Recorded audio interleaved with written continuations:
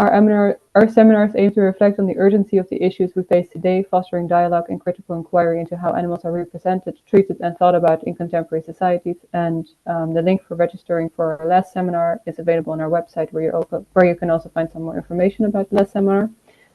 We are grateful to today's brilliant speakers, Juliane Rohrwacher and Rubina, and our thanks also goes out to the wonderful C. Wilson, who shall be our moderator today. And I'll hand it over to you now, C.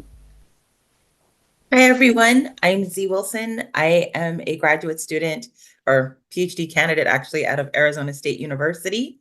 So good morning from the US. I am super excited to chair today's event. And so I'll go ahead and start by introducing Juliana. She's a PhD student at the Theater Studies Institute in Leipzig University, which is in Germany, where she completed 2 bachelor's degrees in English studies and theater studies, as well as an MA theater in theater studies with a focus on immersive arts.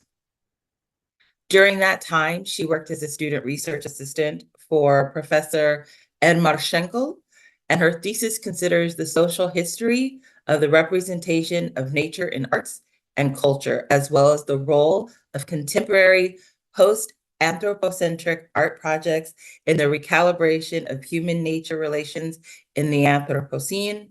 Juliane is a regular contributor to the Society of Comparative Mythologies, and founder and curator of Kunst und Wesen, which translates, I guess, to art world environments, a blog dedicated to highlighting innovative impulses in the post-anthropocentric artistic landscape. Alongside her academic work, she teaches performative arts to children in a pedagogically supervised ecological garden in Berlin. As a pianist and vocalist, Juliane has been writing, recording, and performing music since 2014, going by the name Juliane Moll. So I will now turn it over to Juliane. Hey guys, thank you for joining me today. I'm gonna share my screen. As always, if you can't see it, please say something, because I probably won't notice. Alrighty. Can you see it? Good? Okay, perfect. Yeah, so this was already the long introduction. So I don't have to introduce myself now. Good introduction, thank you. And also amazing at pronouncing my name, Juliane Rohrwacher, which is a bit of it's a German name. So yeah, so you already know everything about me. The focus of my research is post-anthropocentric art. I don't know if you're all familiar with that. Post-anthropocentric just means it's kind of decentering the human from this, there's this hierarchical pyramid of life, and humans considered itself at the top of that for a really long time, and decentering that, or reinterpreting this dichotomy of like nature and culture, abandoning it in favor of a continuum of human and nature. In that's how Webplum would put it. That is post-anthropocentric, and post-anthropocentric art is doing this in the realm of the arts with these very special opportunities that only the arts can kind of take advantage of. So I'm going to be talking about Tomás Saraceno's spider art today, in his webs of sensitivity. And there's just like one general question that I'd like for you to keep in the back of your mind, and that's just going to help you connect all of these things, and then we will revisit it in the end. And that is, how does art contribute to the reaffirmation? Can I kind of, I can't even see my mouse. Are you okay with seeing yourself in the corner? Because then I'm going to leave it there. How does art contribute to the reaffirmation of human nature bonds? So again, I am talking about Tomás Saraceno today. Look at this cute little peach. That's him in his artwork, Algorithms. And Saraceno is an Argentinian artist. His studio is here in Berlin. It's not too far from where I live. And he's sharing it with lots of spiders. Yeah, the spider collabs are going to be my main focus today, but he is also known for something else, and that he kind of started out doing after studying. Oops. Well, I guess we're gonna get that later. That's the arrow. There we go. That's what I'm looking for. The arrow scene. So he is known for the arrow scene, which is a concept that is supposed to oppose the Anthropocene or the Capitalocene. And it's supposed to be kind of a positive model to think about the Earth-sky continuum. And then there's his kind of framework called arachnophilia, and that's going to be our main focus today. That's the second thing we're going to be talking about. Yeah, so in general about his art, you could say that it is at the intersection of arts and science. So the things they develop transcend the realm of the arts. They've made technology that is now used in many other different contexts. It is interspecies collaboration. So he's not just talking about spiders, he's actively collaborating with spiders and other animals. It's concerned with sensory exploration. So it's using the bridge of the senses to facilitate like a new connection for example, the human participant of these experiments to the world. And you might be familiar with Uexküll, Jakob von Uexküll, and the Umwelt concept. It's talked about a lot now, isn't it? So the Umwelt, it's the world that surrounds you, is specific for every creature, and it's relating to your sensory apparatus. So the way that you experience the world gives you a certain portion of the world that you can sense. But other life forms will have other ways of experiencing the world. They will have other sensory setups, so they will experience a different layer of the world, and there'll be overlap. This is where we can engage with each other, but they don't fully overlap. So there's always something that you won't be able to sense, but someone else might be. For example, spiders. And the idea is that through sensory exploration, so through sensory augmentation, through using technologies, or maybe your surroundings, maybe the room around you, using this to expand the world that you are able to experience, and thus you are able to think about and to consider. And the last point that you can make about all of his artwork, no matter what complex it's located in, is that it's considering accessibility. So no knowledge is presupposed. You can enter all of his installations just as you are. It doesn't matter where you are or what baggage you bring. And this I consider to be really, really important, because the project of kind of reconnecting to the world around us is a communal project, isn't it? It's the world we share, but all of us share. So if these kind of some amazing and super interesting art projects are going to stay in the museum, and they're going to stay in these places where only specific people have access to, we're really missing out on a lot of subversive potential and on a lot of kind of energy and impact. So this is something Saraceno is considering. And then I'm just going to kind of rush you through the arrow scene a little bit. If you find this interesting, and it is really interesting, he did a TED Talk in 2017. And this will explain everything much more thoroughly than I have the time to do now. Of course, a lot has happened since 2017, but it's on YouTube. You just look for his Tomás Saraceno's TED Talk on the arrow scene. And this is a oof. whatever.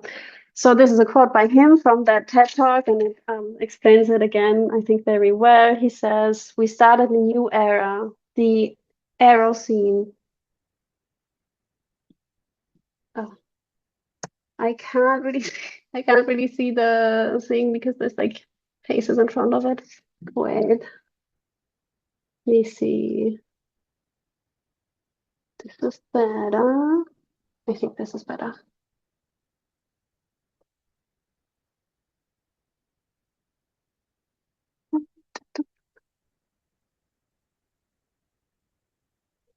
Yeah, get started.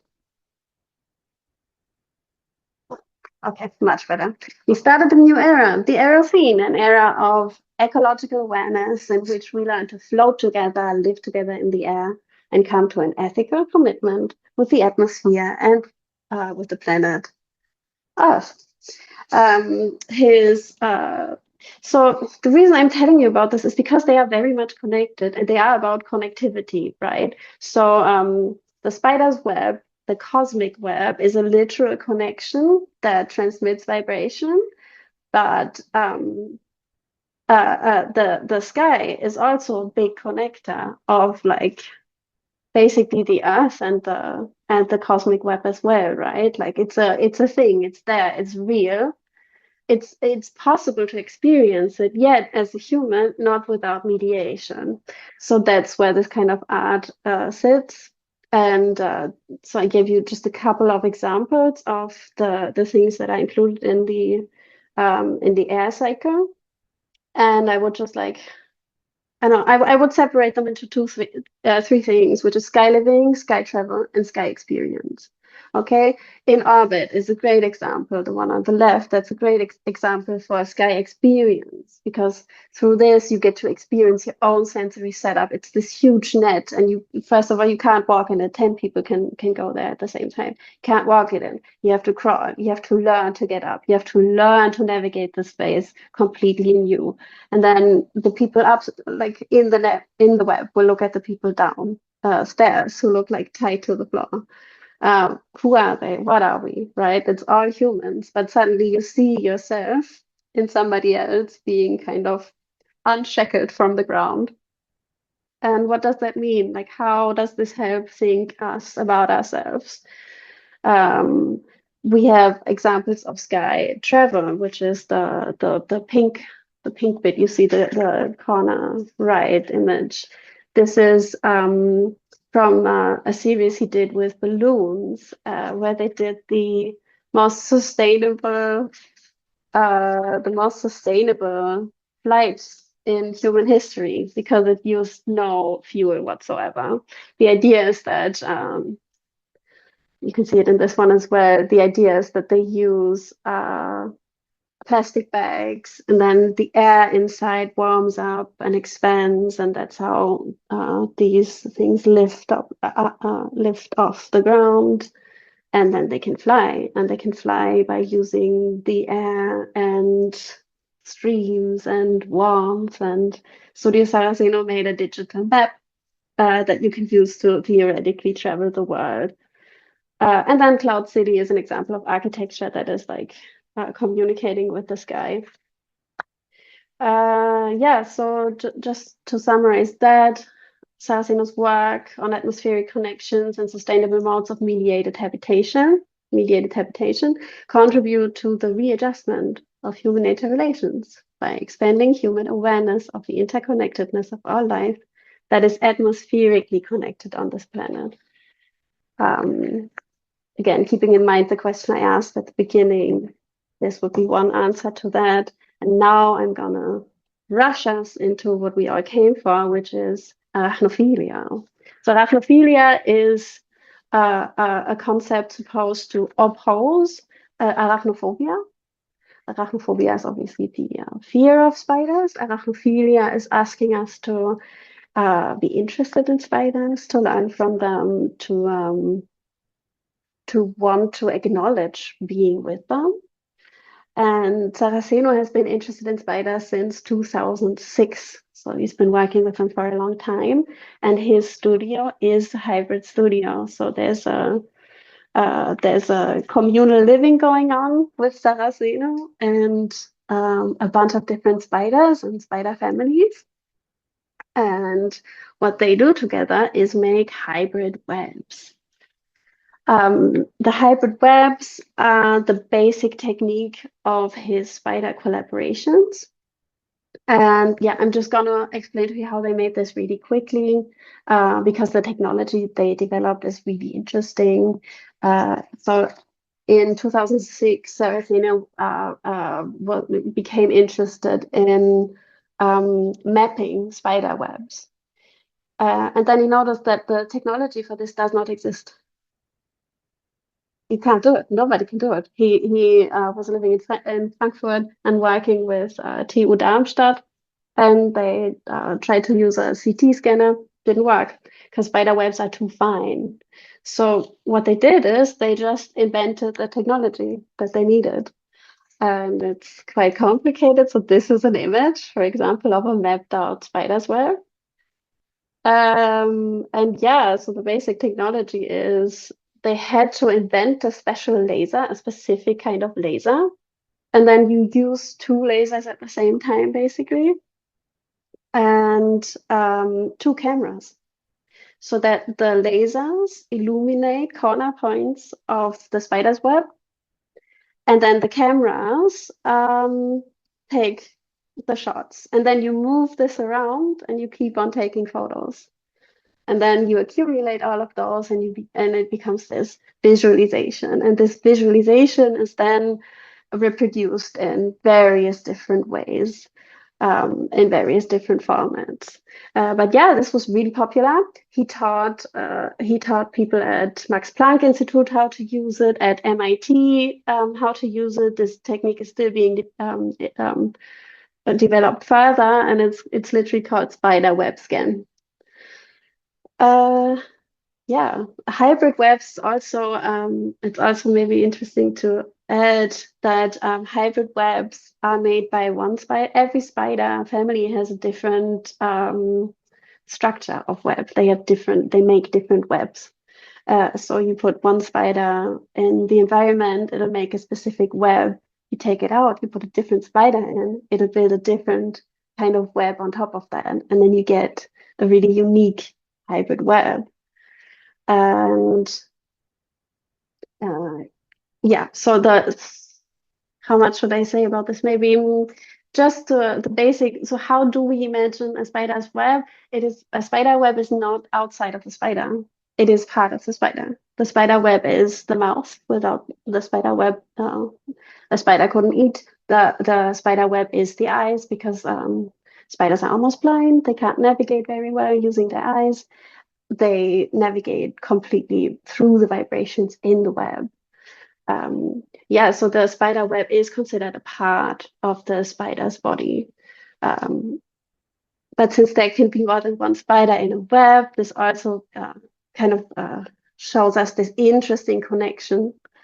And also, the spider web is everyone's favorite metaphor for the universe, for how the universe has expanded and the galaxies have expanded. We use the analogy of the spider web to visualize that and to explain that. Saraceno has worked on this as well. He did the biennial. He did the biennial pavilion, and he did a work called Galaxies Forming Along Filaments, like droplets along the strand of a spider's web. So that is what I've been trying to explain. That is how the universe was made. So the spider web is also a cosmic web in many ways. And now we're going to ask the question, what do we do with that? So that's very interesting, but the spider doesn't need us for that. The spider can do this without us.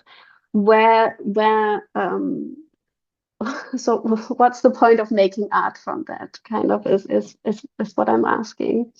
And I can't really move your faces. I'm so sorry. It says algorithms on the top. That is the name of the the artwork that I want to talk about next, that is one of my favorites, and I think I can explain most of his techniques best, building on this artwork. So this one's called Algorithms, and it's a play on words between algorithms, as in the algorithm, and then rhythm, as in rhythmic music and communication. This one is made, again, based on real hybrid spider webs that have been scanned using the technique they developed, and then reimagined as a playable room. So this room you enter, and there's tiny microphones. Again, they had to develop these microphones because they had to be really, really, really sensitive. They also made microphones that can record spiders' vibrations in the spider webs themselves. Yeah, and then they put up these strings, matched the scan that they had that they wanted to imitate, and then attached the microphones. I think you can see them in the picture. It's these little blobs. And then what happens is the people enter this installation, and then they can play it. They play the room, you touch it, you feel it, and it'll transmit your vibrations through the network. But it'll also transmit everybody else's vibrations. So then you sense each other, you sense the room.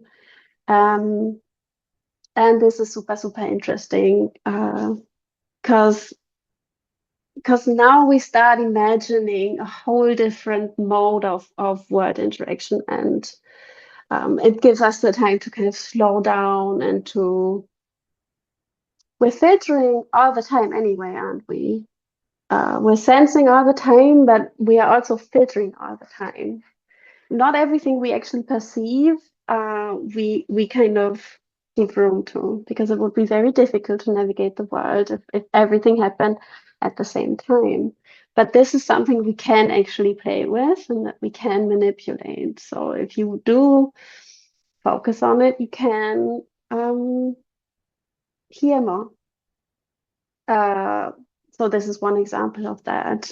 And then to like rhythmatize with non-human modes, I'm personally super interested in that. I'm also working on on biosonification.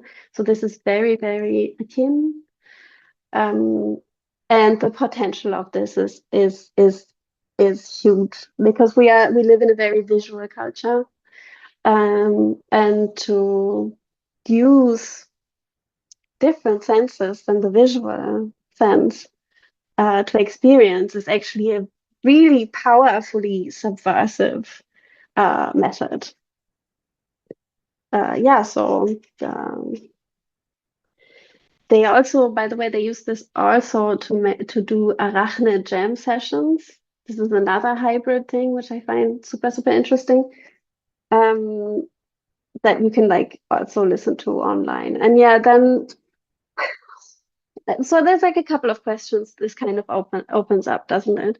How does non-human life kind of experience? How can humans experience as non-humans? But then also, what can we learn about the specific communication, right? How do we, because what we have is imagination, how do we imagine it? Well, Tomás Saraceno is actually now deciphering the vibrations that they noticed or they documented, and they found a couple of recently, like unknown before, things we didn't know before, interesting things. For example, that spiders can lie. They will lie to each other through vibrations. And one spider, so they watched the spider basically vibrate, I'm a fly, I'm a fly. And then another spider like came to that spider thinking it was a fly and tried to eat it. And it got eaten. So you had this spider lying to another spider through vibrations. Very elaborately. Yeah, so that's really fun. And looking at my time. I'm probably gonna try to rush through it a little bit, and I'd rather come back to something. And yeah, and we also have time to discuss whatever. And I'm always open for any question in the end. Yeah. So then let's move on to something else that is. I really hate that it's all covered by things. This one says spider divination in Cameroon. This is another spider project by Saraceno. Sorry, quickly to interrupt you. We can see your screen perfectly fine, so no Really? worries. Yeah, I think it's from your end. So, yeah. Oh my God, you're good. amazing. Yeah, cheers. Thanks for letting me know. Oh man, I've been so annoyed by this. Great. Spider divination in Cameroon. This is also great. They made an app called Arachnomancy. You can download that on your phone. And there's certain things you can do in that app. Like one very interesting thing, I know everything is interesting to me, but it actually is. So one thing you can do in that app is mapping against extinction. So you take photos of real spider webs you find, and then they will like send you a certificate. You can send them in, and then these spider webs are used for divination. They've coded a specific environment, and you can then ask questions. And using these spider webs and some mathematics, it'll give you an answer like an oracle. That's one thing you can do with that. But so that's fun. You have the oracle aspect, but you also have people actively mapping spider webs in their surroundings. And if you've he tells this story that he once broke his leg and he was walking on crutches, and suddenly he saw people on crutches everywhere. It's like that, isn't it? Once you start mapping spider webs and you look for them, you see them everywhere. Suddenly, everyone's on crutches. Suddenly, there's spiders everywhere, and that is a really interesting way to have people engage with something that's culturally kind of not just connotated in a positive way. Again, arachnophobia is quite prevalent. Yeah, and another thing is the spider divination in Cameroon. This is a way to sustainably give back to indigenous communities, because also like 80%, I have to just kind of it's what are the numbers? Only 5% of the human populations are taking care of 80% of its landscape, nature. That's indigenous communities. So what Studio Saraceno is doing, for example, with the spider divination, which you can also access through the app, but also online, is really interesting. They're using with actual spider whisperers in Cameroon. So that's real. They are actually spider oracles. You can see in the photo, this is how the oracle work. It gets covered, and then the spider picks from these symbols, and that's how you get your answer. You can pose a question. You pay a certain amount of money, and then the spider whisperer will pose the question to the spiders, and you get your answer. And according to Saraceno, they've been totally right so far. If you are interested in that, like for example, Michael Mada or Desprez, they all ask questions online, and you can look at the process of divination that they did in their name. Desprez asked if spiders like humans, and the answer was, kind of. No, we don't, but also we do. So take that for what it is. That's the spider divination. Yeah. And then to just kind of reflect on some of the things I showed you now, I want to go back to, once again, the question from the beginning. And that is, how does this art contribute to reaffirming human nature bonds? That's what it says, isn't it? Because I can't see it, but I think so. And it does this in a couple of ways. And this is why we are talking about this today. This is why I've spent so much of my time looking at post-anthropocentric art, because I genuinely believe post-anthropocentric art has a very specific contribution of this shared project of reconnecting human to nature. In the human perception, we've never disconnected from nature. We can't. We are nature, but our perception has kind of separated us a little bit from everything else. So what does this kind of art do to reaffirm our sense of belonging? And the first point I want to make is that the sensory connection is a very strong argument.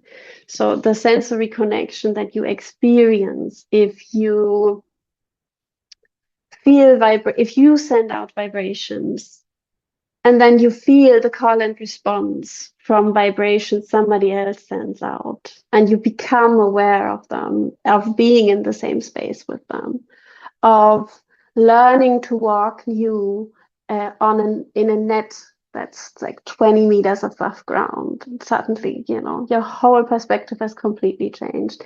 These are sensory experiences. They are not intellectual experiences. And this affirms a sensory connection to all other life forms that have their specific sensory setup. But it's by doing, it's not by talking about it. The second point is amplification, that this kind of work amplifies, but is very careful in translating. It amplifies what, for the sake of this, we can call spider voices, but spiders do not need voices. Voices are quite a human concept. We can say spider voices are maybe an interpretation of spider needs that we can perceive. And this kind of work, which this is important, this kind of work translates very carefully, because every translation will bear the mark of the translator. So you might falsify if you try to codify too much language that you are not familiar with from the get-go. The next point is exact replication and measuring. And this shows respect towards the co-creator of these artworks that are non-human. So the fact that they've mapped out this web so specifically is a huge sign of respect, because spiders make these amazing things. Why falsify them? And then the next thing is interspecies collaboration. There's so many, he's done so many art projects, I can't even begin to just recount them all, which is why I didn't. But there's one he did recently, I think in the last year or something, in London, in Serpentine Gallery. And this was called Webs of Life. And they built this kind of multi-species house that is meant to be lived in by all these different kinds of animals, all these different birds and critters, and everything comes in at different times, everything uses it in different ways, so they'll be coming and going. But they become part of the exhibition, and then I've read somewhere the criticism was like, do people not find this boring if they don't understand it? And Saraceno's answer was, it's not just for the people. It is just as much for the animals that move in and out of it. And recently, spiders have been born in the Serpentine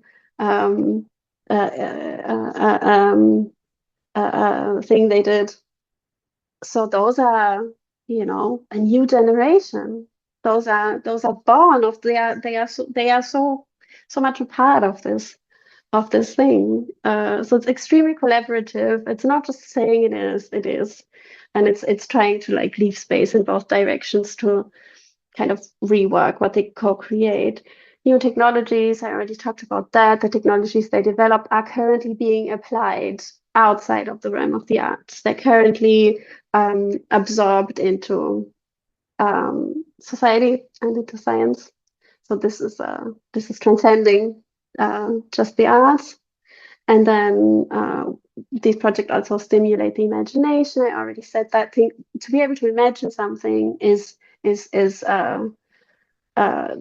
to kind of give it life, and give it life only in the sense of that to you it suddenly looks alive. But this is the unique contribution of the arts to help you imagine. And if you can imagine, maybe you can create. But without imagination, there's nothing. And if you can imagine other life realities, this helps. This is the hope that it will help us adjust our life reality to be sustainable. To be sustainable in this network that is all needing the same thing from this planet that we are fucking with. So the last thing, energetic sustainability. This I haven't talked about yet very much, but energetic sustainability means that most of these projects are self-powered. So they've developed technology that would allow artwork to not burn any fossil fuels, to need nothing to like power itself. So the London things, the Serpentine Gallery ones, they work with solar energy, and on a cloudy day it will shut down. And this is like part of the process. You have to accept that nothing is always accessible. There's always a price to pay for this constant accessibility. So this is a reminder that if it can't be powered, well, it can't, shine, and that's okay, because the sun will come out again and it'll work again. You just need a little bit of patience. And then we have these flying techniques that take a little bit longer, but you are in this little balloon and you really get to see the world. I mean, amazing. And this is usable. It's possible. We can use it. Okay, I'm at 30 minutes, so I'm just gonna, I'm really you looking so forward much, to Juliane. the discussion. Thank And you I'm just so gonna much. give you I'm just gonna give you We're going to say thank you so much, Juliane. We're gonna have you hold that. Okay. So because we're a little over, and I'm gonna have you go ahead and close your screen, and we're going to go ahead and introduce Rubina, and then we can come back to your last part of that. Is that okay? That'd be lovely. Yeah. Thank you. Thank you. Hi, everyone again. So our next speaker is Rubina. She is a senior research fellow at the Arts Faculty University in Delhi. She received a master's degree in English literature from the Center of English Studies at the Jawaharlal Nehru University in 2021. And her research is focused on post-colonial eco-criticism and non-human narratives. So we will now have her go ahead and introduce us to the wonderful hexapod world of bees. So bees, as I'm going to talk about bees in ecology and culture and in multi-species, interspecies art collaboration. So bees have been essential to our lives in multiple ways, regardless of the demographics. Our sensory palettes, whether be it with wax or with honey or the sting of the bee. We are all familiar with the bee in a very immersive way. So from ancient Egyptian temples, carvings to zoomorphic metaphor of hard work in our everyday day-to-day life, bees have been part of our lives via their representation in popular culture, in our daily language. It has been part of art and literature since the time we can remember. The aesthetic appreciation and representation of bees and human communication with them dates back to 8,000 years, from the depiction of bees in the rock art from the spider caves in Spain, and from appearing in indigenous art, stories, and mythologies, symbolizing health, wealth, and the status of rulers in the ancient societies from India to Egypt to Greece, honey and beeswax becoming a part of many cultural cuisines, ritual and traditional practices. The human interactions with honeybees have always been of collaboration, inspiration, and mutual dependence. In almost every culture, bees are used to symbolize different values, emblematic of that region, religion, and beliefs. Queen bee is often used as symbol of matriarchal leadership, fertility. In Christianity, the bees are often viewed as a messenger of God. And the beeswax, which are used to make candles, are the symbol of purity. In Chinese, Confucian values of duty, order, and ritual are often represented by the hardworking bees. The metaphor of the hardworking bee is still prevalent to the modern day, as we see in the city of Manchester. This symbol of bee that you can see on the screen is everywhere, and it is to represent the workers, the laborers of the worker class. And this red painting that you see from Madhubani folk art is from India, Mithila region, because in Hinduism, bee is often associated with different gods, from Indra, Shiva, and Vishnu, Krishna. So every regional art, Madhubani is a regional art from Mithila region, which is an eastern part of India. So every regional art has some form of running motif of bees in some cultural form, whether be it the wall paintings or the printing on the clothes. So this is one example of such representation. Napoleon's famous personal emblem, that one you can see on the screen, was also because of the symbolism of the bee. The bee was the precursor of the symbol that you can see on the screen. And this later turned into bees being into various forms of jewelry.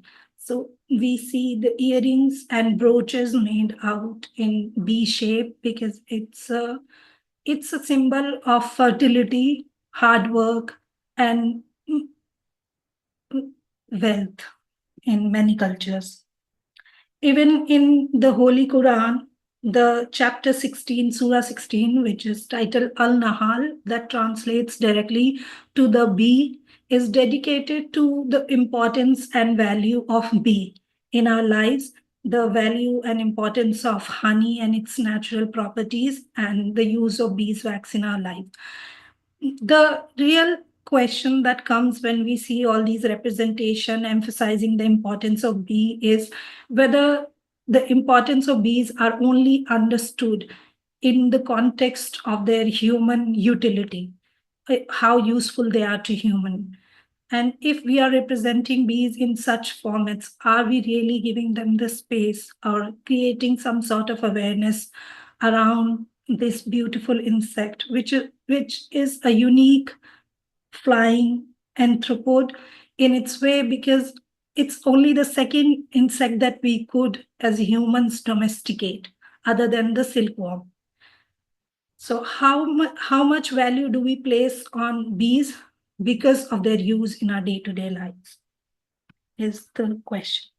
Although the bees have always been popular, the discourse regarding bees and their existence in the recent times have been become more relevant and more prominent because of the association that we have, that if bees exist, it will eventually lead to human extinction, because we depend for pollination of our crop all around world on bees. At least 2/3 of the crop are pollinated by bees, and not just the crops that are useful to humans, but indigenous plants, herbs, flowers, and every other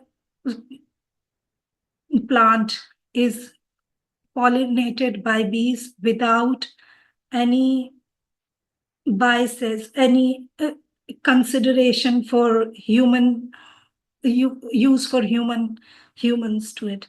So in the recent times, the crisis that has been in the discourse around the ecological crisis has also started us and forced many of us to think about how we deal with human activities and how the consequences of human activities impact bees and other animals.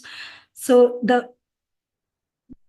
climate crisis and the response to it by various artists is resulting in this multi-species, interspecies collaboration to deal and mitigate with the challenges of habitat destruction, pollution, and overall climate crisis that will eventually lead to extinction and diseases like sudden collapse of the entire colonies of the bees in urban areas because of rapid developments. So these interspecies art have become recently popular, and it is mainly in response to the ecological crisis that we not only we imagine that we would face in the future, but it is here and we are facing it. And it if we can name it, we can call it Anthropocene age and era. So where the impact of human activities on the natural environment and the non-human other is apparent. So we are already living in Anthropocene era, and the interspecies art is a way to mitigate the consequences of human activities. Interspecies art was coined by Jim Nolman, who is known for environmental activism and composing music with and around animals since the 1970s. And many eco-artists like Joseph Beuys, Pierre Hugh, and Sarah Peebles have been incorporating different methodologies to interact not only with the bees, but also by and through them to the human animals. Similarly, artists like Garnet Pute, Agantha Deek, and Thomas Libertini have been employing live bees in their work, promoting critical debates around companionship, kinship, and agency. So Dyke is a Canadian artist who has worked with the bees since 1991 to 2010. Her work observes a theme of transformation from everyday domestic objects into fine art.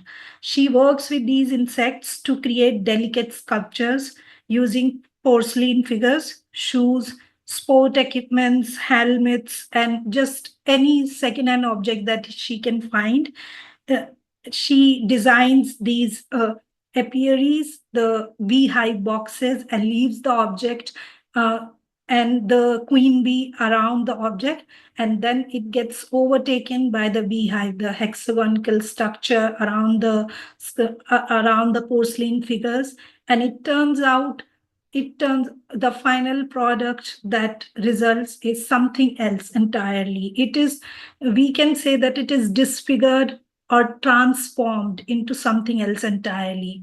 So this is the pictures that you see on the screen are from her series, The Queen. These are porcelain figures that she left in the apiaries, and they were overtaken by the hives. Dyke examines human vulnerability through her honeycomb-embedded sculptures, emphasizing kinship with bees. Her work provides visual metaphors for interdependence and coexistence, urging viewers to confirm their relationship with their natural world. She positions bees as intrinsic elements within her sculptures, emphasizing themes of fragility and ecological interdependence. Her figures, often embedded with honeycomb, evoke a shared vulnerability, suggesting the need for partnership and awareness, and bestows a role of responsibility and care on the human. Her figures imbue a sense of shared existence with nature. Her sculptures, which intricately intertwines the figure of a human with the natural processes of bees and honeycomb formation, invites a multifaceted analysis of environmental awareness, agency, and anthropocentric worldview. So this is from her series Mask Ball, where she collected these second-hand porcelain figures of ball and these Regency era figures just playing, dancing, courting each other. And then she left them in the honey beehive structures with the queen bee intact, and it was overtaken by the bees and left in this state that we see on the screen now. The final product which she calls Mask Ball is her collaboration with bees. She says in an interview that bees are my co-creators. They are the collaborators in this art. Similarly, we have Tomás Libertini, who is a Slovakian artist and based in Rotterdam since 2005. He has been working on the project titled Made by Bees. The artworks in this project are designed by him using 3D printing technology and 3D frames, which are later covered in beeswax and left in a swarm of bees. Bees make the hive around the engineered frame, and which is later shaped and carved into exact shapes of these ephemeral designs. These live installations offer an experimental and experiential engagement that highlights the labor and artistry of bees. In many of his work, when he exhibits his work, he lets the live bees be exhibited with the work themselves. So the bees are still working on the project when he displays them. For example, here is the honeycomb vase in 2007, when he exhibited it, he exhibited it with the bees themselves. So not only were the bees were the subject, the artists themselves, they were also the subject of inquiry while the viewers were viewing the art. So they were at the same time the object and the subject in this art. His work highlights transformation and impermanence, emphasizing life cycle themes, inviting contemplation on the nature of art as a dynamic process. Libertini's sculptures maintain a refined elegance, capturing the complexity of both organic and inorganic elements, while allowing the public to engage with the art-making process actively. This is his project called, most famously known as New Queen, but he titled it as Eternity, White and Yellow. It is the sculpture of Nefertiti, an Egyptian queen, as we all know about her a little bit.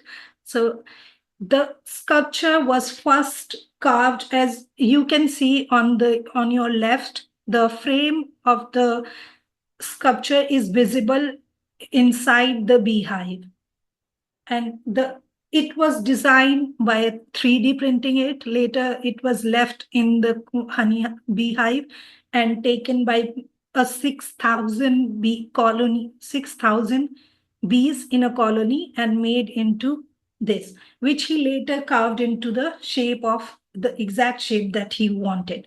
When he first exhibited the artwork, he exhibited it with the colony itself, without harming the colony. He doesn't want to harm the artist. Libertini doesn't want to harm the colonies. So he doesn't want to use the smoke. That's why the glass casing around it. And it is mandatory then when he exhibits it in a museum, there has to be an exit point, so that if the need be, the bees can leave without being irritated or attacking the humans around them, being in a confined place.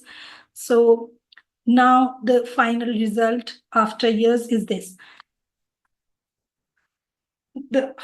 His most striking piece is the unbearable lightness, which gives an illusion to the Christ, the hanging human, which gives an illusion of the Christ, but it refers to the Sisyphean metaphor of the myth of Sisyphus, the Sisyphean metaphor of the subject knowing its predicament, the the human knowing its predicament that we have to be in this situation and suffer. But bees who are creating this art and have to make the hive, and when the hive is taken away from them, when the art project is complete, they have to make another hive.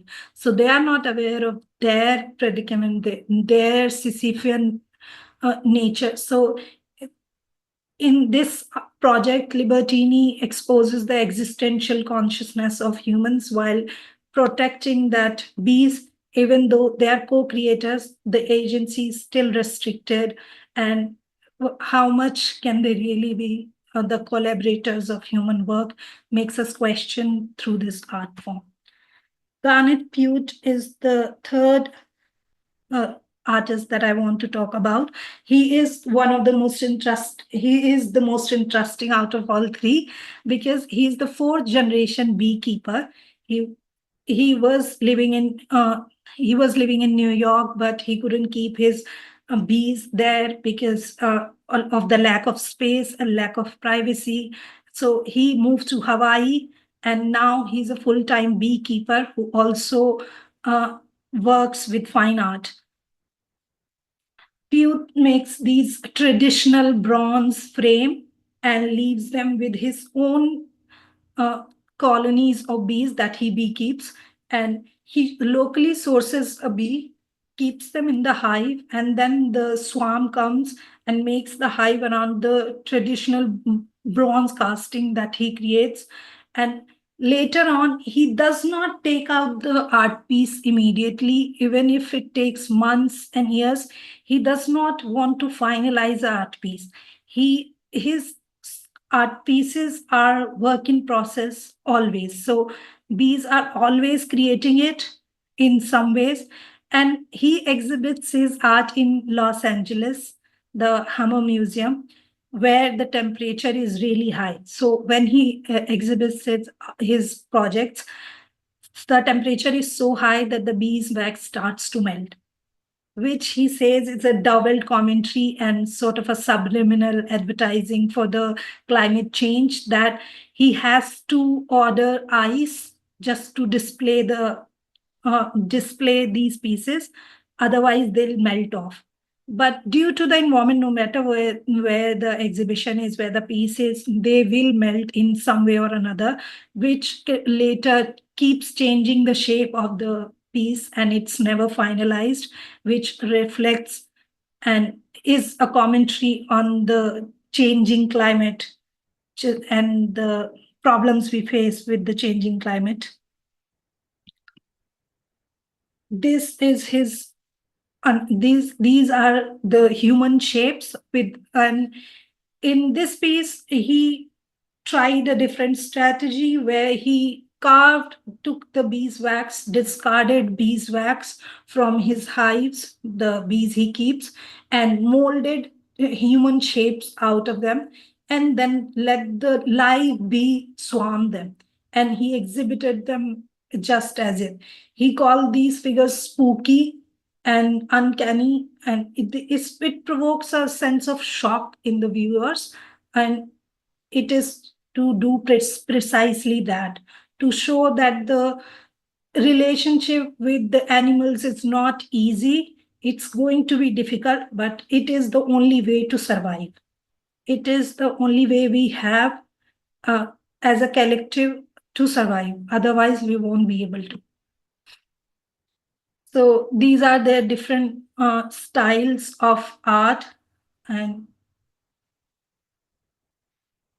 so these all three artists are using different traditional methods, different methods which are not traditional.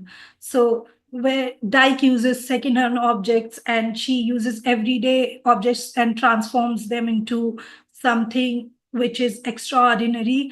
Libertini uses his background in architecture and engineering and uses those skills to compound inorganic and organic modes of material, and he calls this form of art because he actively tries to, where Dykes just lets the bee makes the final piece and displays them as such. Same with Pute.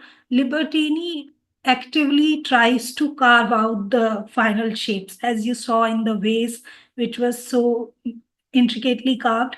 His art is more performative, and he compares it to tending to a bonsai tree. And Piot calls his art epi-sculptures because he is an epiculturist by profession now, full-time.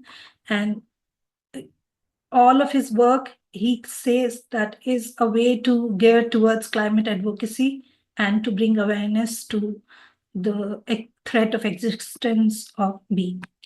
Now, apart from these visual striking pieces that we have that show the interspecies collaboration with bees, we have auditory examples. Here is a poem from Carol and Duffy's collection, The Bees. The poem's title is also Bees. And it is a poem that focuses on the onomatopoeic sound of the buzz by focusing on the alliteration. Here she says, "Here are my bees, brazen blurs on paper, besotted buzzword dancing." So you get that the bees and the sound of buzzing is and has been a motivation for music. And these are some of the examples of auditory collaboration and using multimedia to collaborate, not just the hives and beeswax, and in a way, resorting to using bees. This is a change, an alternative, where bees' sound is used to mimic, influence, and produce, but without using the live bees. Similarly, with Naomi Schrijvers's poem, it is titled "Bees Were Better." So I would like to read one line. "I studied bees who were able to convey messages through dancing." So this is a clear way to gain some influence from the non-human other, and especially the non-human other that is on the other end of the marginality as well. Because when we talk about animal studies, we often neglect talking about insects and anthropods and the small creatures.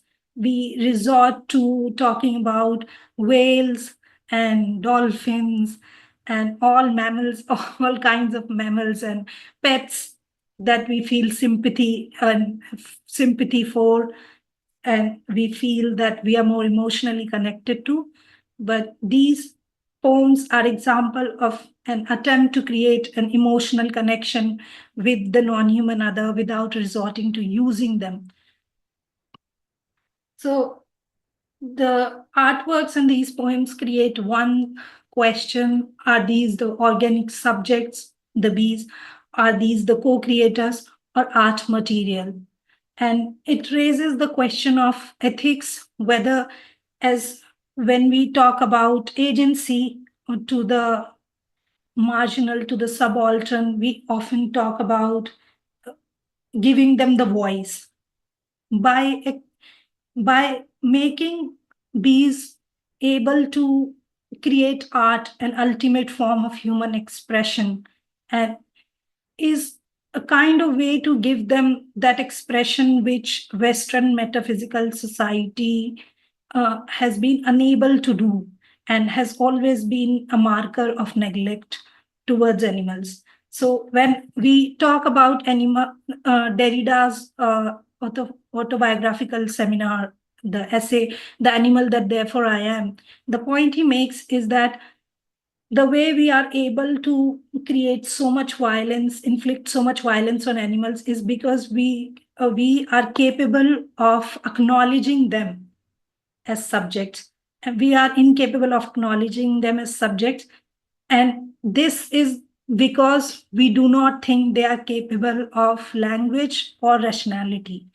By giving bees a space to co-create, express through art, these artists are attempting to give and acknowledge the bees the agency But whether this agency given is ethical or not is still to be still can be discussed, because at the end of the day, even though it decenters anthropocentric discourse, such art of collaboration decenters anthropocentric discourse, it still raises the question: are we gifting the agency? Are we still in control of the agency that we are gifting, or are bees taking it?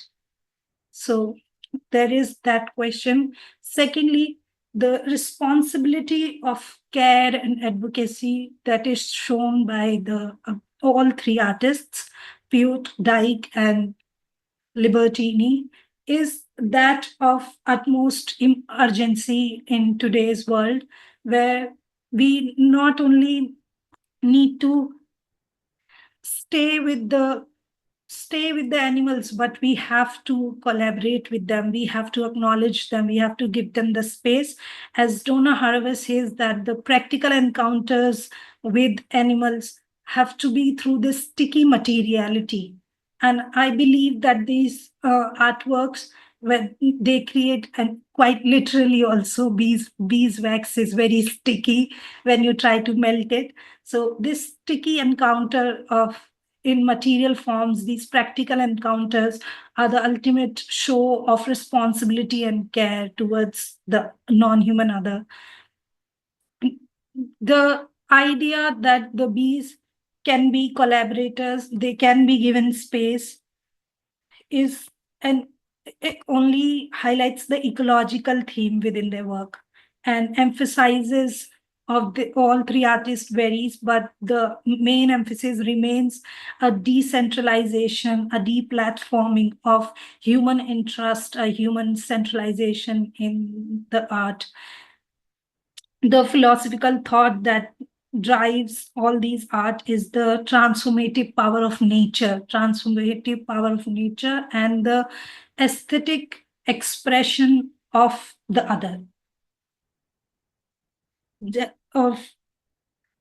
To emphasize the artistic agency of the bees, the artist's interdependence on bees as co-creators, and by questioning the exclusivity of aesthetic expression, sensibility, and human capacity for creation, these artworks allude to the possibility of human becoming animals and animals becoming humans. Deleuze and Guattari's conception of becoming animal is demonstrated by bees creating hexagonal structure to make aesthetic assertions in and around inorganic objects like metal, statues, wires, wireframes, whereas Haraway introduces the idea of becoming with, which suggests that all living beings are interconnected and that our identities are shaped by our relationship with others. This challenges the notion of individuality and autonomy, proposing a more collective understanding of existence that celebrates coexistence and interdependence. Please tell me if my time is over. Haraway's work encourages a thinking of ethical relationship with animals. She underscores the need for ethical considerations that are informed by lived experiences and relationships rather than abstract moral frameworks. This perspective promotes the development of more responsible, equitable relationships between species. Eco-art of interspecies is associated with post-humanist thought, which seeks to move beyond traditional humanism by recognizing the importance of multi-species in our societal fabric. It envisions a multi-species society in which human and non-human lives are interwoven and mutually influential. Thank you so much, Rubina. That was amazing. Oh my God.